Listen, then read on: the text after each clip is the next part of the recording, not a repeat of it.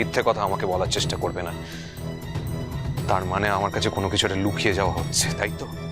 শোনো মৌসুমী, তুমি কিন্তু কোনোভাবে আমার রাস্তায় দাঁড়ানোর চেষ্টা করবে না, আমাকে আটকানোর চেষ্টা করো না। খুব সাবধান।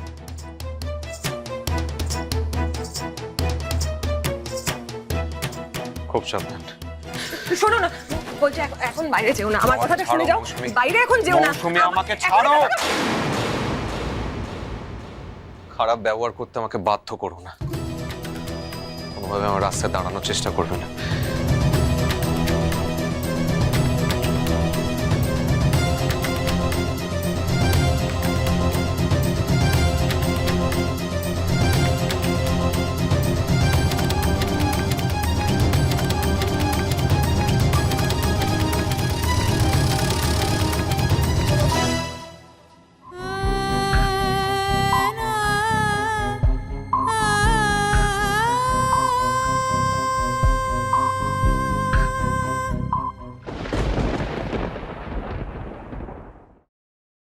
এই মহিলা যে রাঙামতি তীরন্দাজ সেটা কিন্তু প্রমাণিত নয়।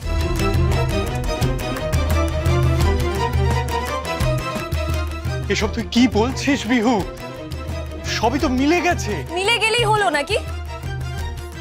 উনি যে সব কথা বানিয়ে বানিয়ে বলছেন না, তার কি গ্যারান্টি?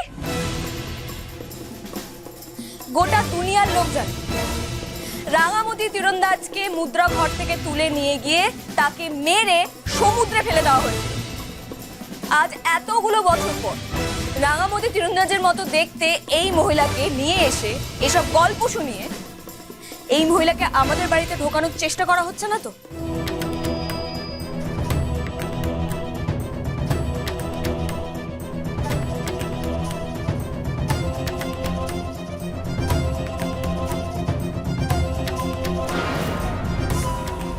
বিহু, কি বলছিস কি তুই এগুলো? বিহু, উনাকে দেখে আমরা সবাই পরিষ্কার বুঝতে পারছি যে উনি আমাদের রাঙা কাকি। চুপ কর দাদা ভাই, তুই আজকাল কত কিছু হয় সে সম্পর্কে তোর কোনো আইডিয়া নেই। পিসুমণি,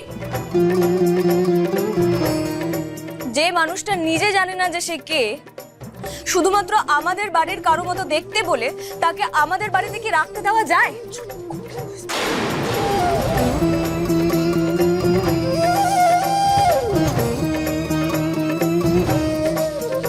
এক্স্যাক্টলি, তুমি একদম ঠিক কথা বলেছো বিহু। আমার একটা পলিটিক্যাল কানেকশন আছে, নামি দামি পলিটিক্যাল লোকজনদের সঙ্গে আমার উঠা বসা আছে। এরম তো হতেই পারে যে আমার কোনো এনিমি এই মেয়েটিকে রাঙা সাজিয়ে এখানে নিয়ে এসেছে আমার পলিটিক্যাল রেপুটেশন নষ্ট করার জন্য।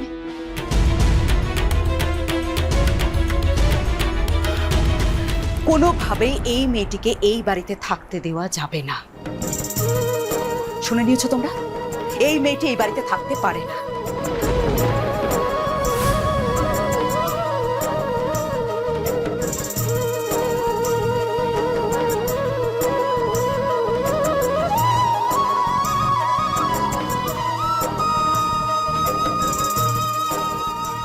রাঙামতি,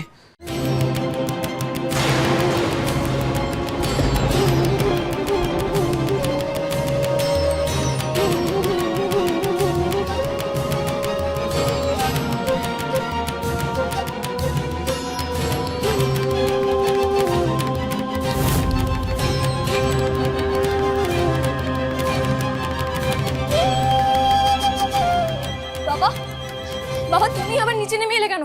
বাবা উপরে যাও। বাবা, মৌসুমী, তুমি কোথায় গেলে? নিচে এলো কি করে? প্লিজ বাবা উপরে যাও। আমি খুব চেষ্টা করেছিলাম দিদি ভাই, কিন্তু পারিনি। আরে কে পড়ুনি? তুমি যাও উপরে নিয়ে যাও। তুমি উপরে যাও বাবা, প্লিজ প্লিজ বাবা। মৌসুমী যাও।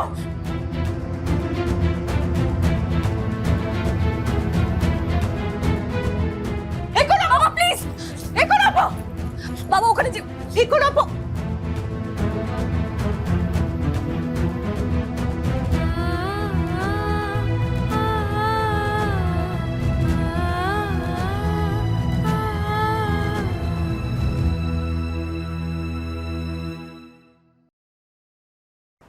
রাঙামতি, এতগুলো বছর তুমি কোথায় ছিলে? 12টা বছর বাদে তুমি কোথা থেকে ফিরে এলে?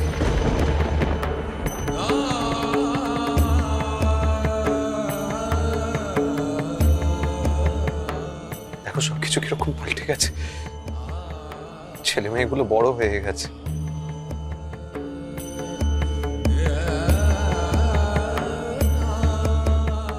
বাড়ির পরিবেশটাও আর আগের মতো নেই।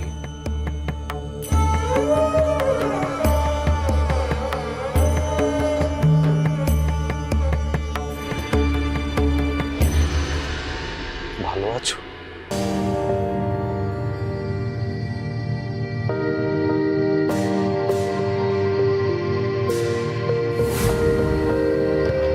দিদি ভাই, অঙ্কুরদা, দেখো রাঙামতি ফিরে এসেছে।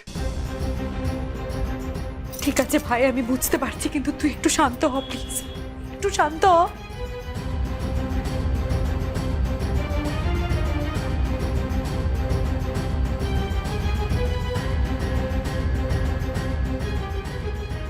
একে দেখো, এদিকে এসো,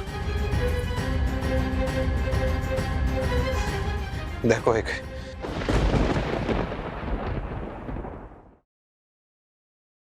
তুমি ছিলে না, বাচ্চাটা ছোট ছিল, সবাই ধরে নিয়েছিল যে তুমি মারা গেছো। সেই জন্য এই ভদ্রমহিলার সঙ্গে আমাকে জোর করে বিয়ে দিয়ে দিয়েছে।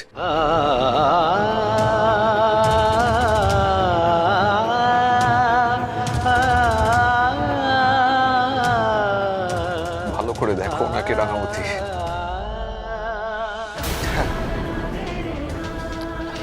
এখন উনি আমার স্ত্রী রাঙামতি, আর তুমি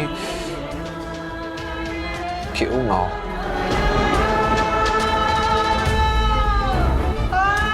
কেন এসেছো এই বাড়িতে?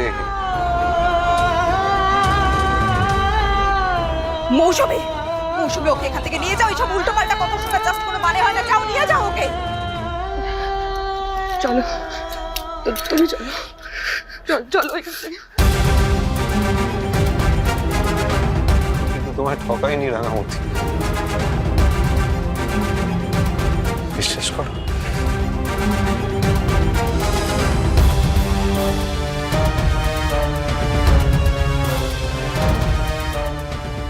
কিন্তু তুমি আমাকে ঠকিয়েছো, দিনের পর দিন মিথ্যে কথা বলে এই বাড়ির থেকে বেরিয়ে গেছো, কাজের নাম করে আমাকে ঠকিয়েছো, আমাকে চিট করেছো। তুমি এটা চিট, তুমি আমার মিথ্যে কথা বলেছো, তুমি আমার প্রতি অন্যায় করেছো।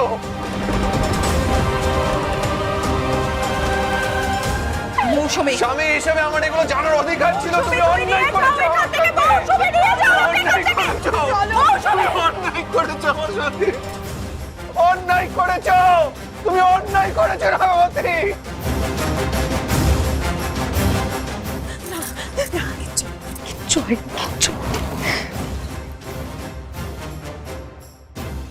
শোনো, ও তোমাকে ভুল করে রাঙামতি ভাবছে, কিন্তু আমরা কেউ সেটা ভাবছি না।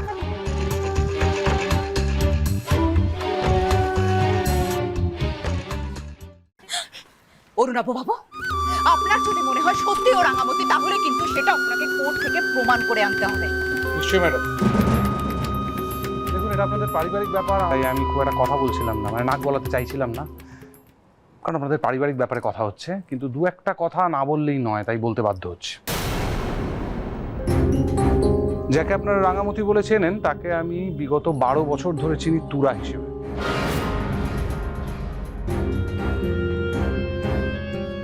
আর আমার মনে কোনো সন্দেহ নেই যে তুরাই রাঙামতি। এবার আপনাদের মত পার্থক্য থাকতে পারে, আপনাদের মধ্যে কেউ বিশ্বাস করতে পারেন ও রাঙামতি, কেউ বিশ্বাস করতে পারেন ও রাঙামতি নয়। কিন্তু যাদের মনে সন্দেহ আছে তাদের জন্য ডিএনএ টেস্ট করাতে পারেও। ডিএনএ টেস্ট করালেই প্রমাণ হয়ে যাবে যে ও রাঙামতি না রাঙামতি নয়।